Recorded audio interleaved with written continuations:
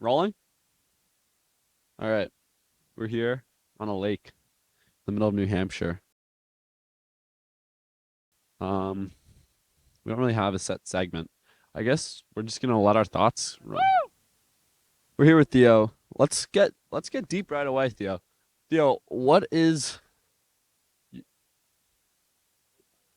no, I like to just slide it like this. What's your biggest regret? My biggest regret. I don't know. I guess like my whole personal philosophy is like I don't try to live with regrets. And I think everything, even things that people might say I regret, like I try not to think about it that way. But um I guess I wish I didn't quit piano when I was younger. In 4th grade I switched to the cello. I wish I'd just continued with piano because I really love it now. So yeah. Hmm. We're here for 80 to 90 years if we're lucky. If we're lucky, we live that long. So, what's the point of all the effort we put in when we're just gonna perish like the food we eat? I fucking hate that mindset. All right, it's like if we're gonna die anyway, like what's the point? I hate that. I hate that.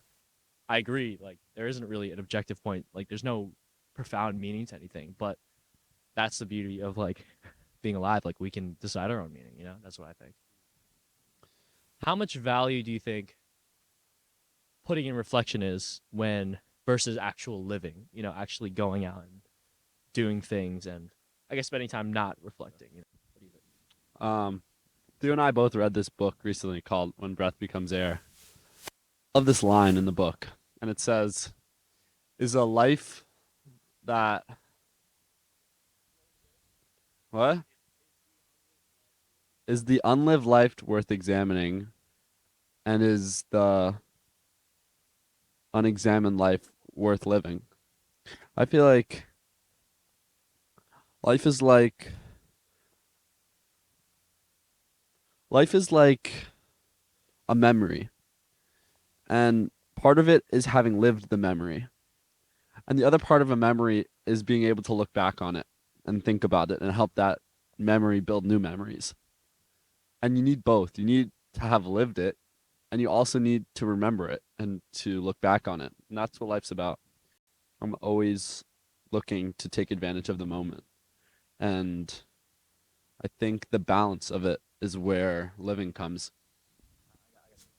Um, um, I guess like, do you ever feel like? Because sometimes I do. I'll admit. But like, do you ever feel that need to like prove things to people? I guess you know, like look over where we are now. Like, do you ever like feel the need to want to show this off to people, or like, do you think that your life is?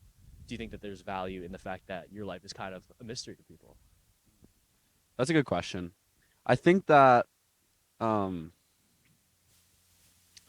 when I want to show off something to other people, if I really look down deep in my intentions for it, a lot of times when I had Instagram and Snapchat, it was to create a feeling of, look how happy I am. And it didn't come from a place of truly wanting to share these experiences with other people. It came from a place of my own insecurities. And I don't want to live a life where I need external validation to feel happy because look where I am right now. Like, we're on a fucking lake, a frozen lake in New Hampshire, doing a documentary that I couldn't care more about, doing something that I've always dreamed doing. And if that's not enough to fulfill me, and I need someone else to feel good about it, then what am I doing? You know, like I'm so lucky. So you know how we talked about like the more you learn, the more you realize that you don't know. So I guess one of those things that you don't know. I guess I don't know what is something. It could be abstract. It could be something like I don't know, playing the piano.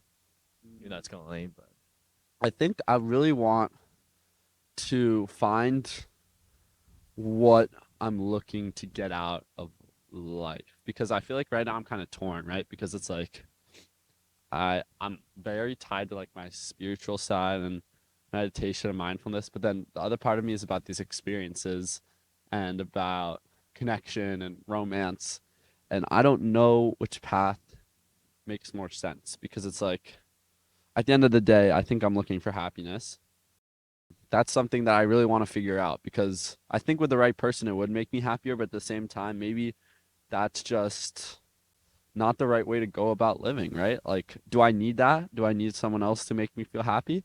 Or can I reach that state on my own? Or maybe is it only possible to reach that state on my own? We're on Mm. right now. We're let's go. We're really here.